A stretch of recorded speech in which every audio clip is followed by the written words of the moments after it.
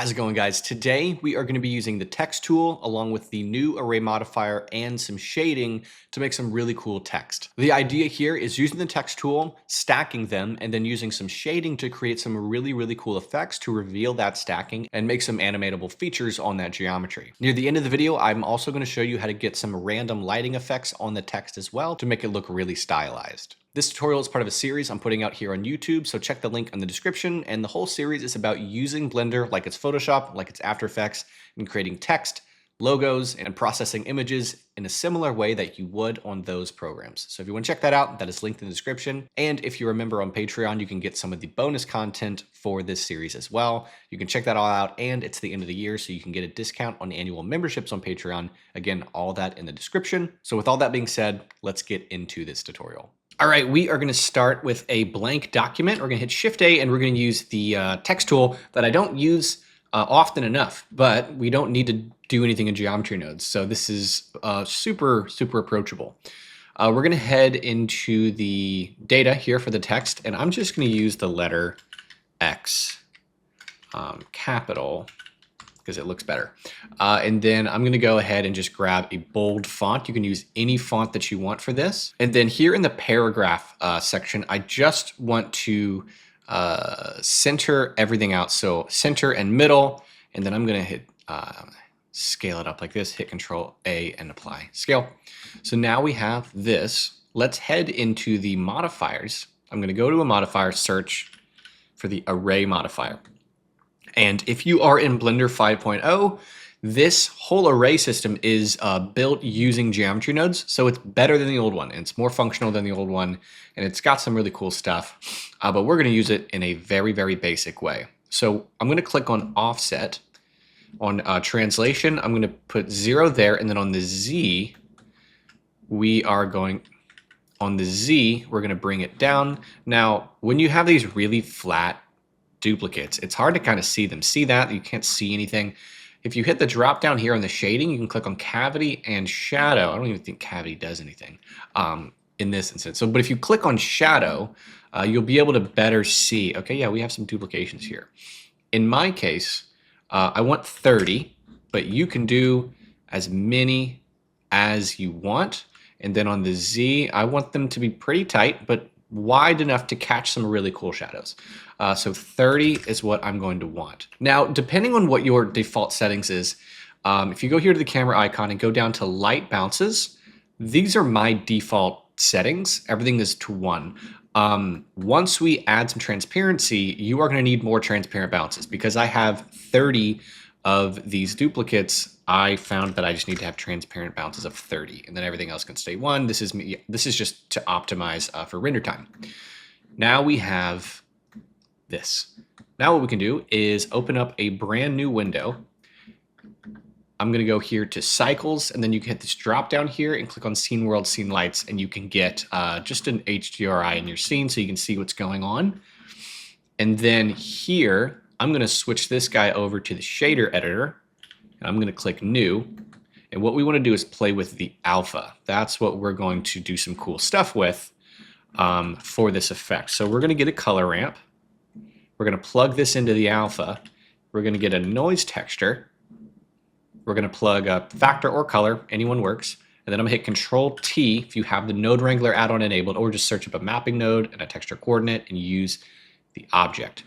So now what we can do is here in the color ramp, if I were to just bring this in like this, the effect would be really smooth. It's kind of cloudy. I want to switch linear over to constant, so it's just a solid transition. Now that we have this, I'm going to bring my detail to 0, and I'm going to bring my scale up.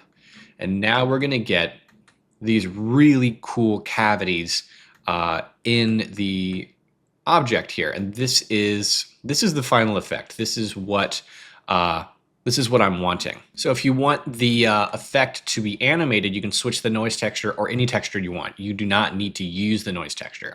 You can use a Voronoi texture. You can use a wave texture just to kind of play with that idea.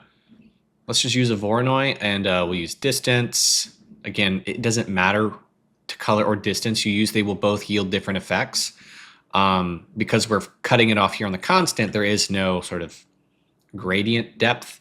Like if we use color here, it's just going to change. And also animate in not the best way if you use color, but it still looks cool. We can go here to like distance to edge here and then use that effect. So now you can do something like this.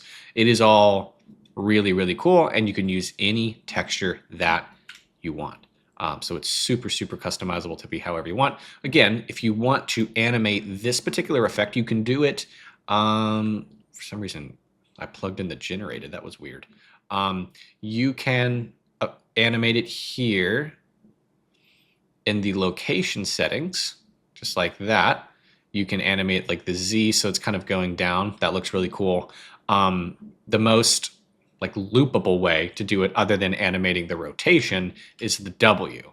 And you guys have seen me loop the W before. In fact, we might as well just do it. So if you take a noise texture, I'm gonna go ahead, bring the W to 0. I'm gonna hit Control-Shift-D, just make sure the mapping is connected. We're gonna get a mixed color node.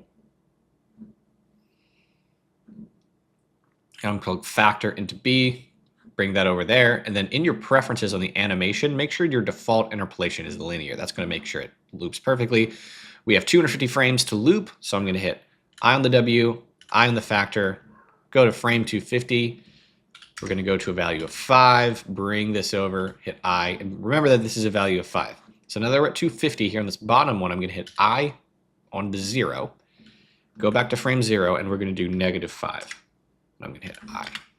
And this is how we can animate that. And the speed can be changed. Like I said, this is 5. If we want it to be slower, we can do 3 and then go back to frame 0 and make this one -3.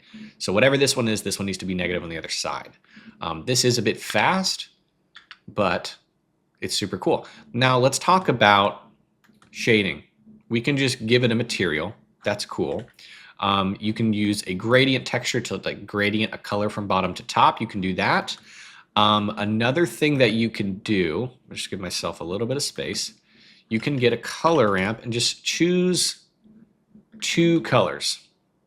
Let's say I'm going to get something like this, and then maybe I'll do something like that. So these 2 colors, we're going to get a random per island node. And we'll just plug this into the base color, and you're going to get a randomness in your color. I can go from linear to constant to make so there's no fade, but you can also randomize the color in this if you want. You can also take advantage of the fact that this factor slider is smooth. If that doesn't make any sense, I'll show you. Notice how on the color ramp we did a hard edge, right? And so if we bring this over to ease, we can bring it over. It now becomes kind of a foggy edge, a smooth edge. That's because we're using factor. If we used color, you would not need to make this constant because this doesn't have any gradient, any smoothness. So we'll go back to factor. And what you can do is say here on the emission, give yourself a strength of like 10. And then you can get a color ramp, and you can plug this right into the color, plug factor here. And then what we'll do is hit this drop down and switch over to flip color ramp, and you can bring it down like this. And then then you can have this smooth edge right here that has a little bit of emission, and then you can switch that over to a color. And now you have the edge. The edge has some color. Also, you can make this constant.